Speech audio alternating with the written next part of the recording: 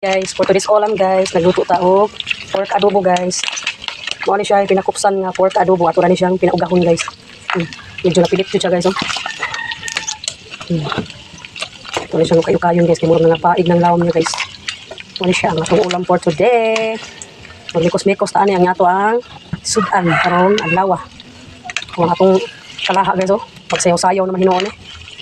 Ting init ta kaayo. Mo siya pinakupsan nga pork adobo, pinatuyong pork adobo guys.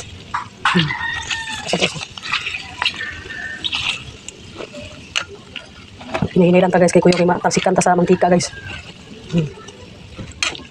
Ulam for today, mikos-mikos ta.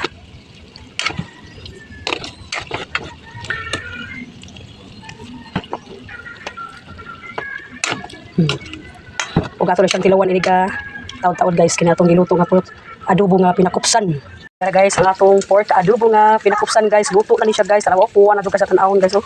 Ato na ni siya gibutangan og para pangpahumot guys. Ug ato na ni siyang tilawan ang atong pork adobo nga pinakupsan guys.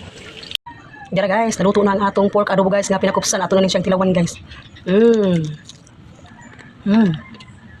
Sarap.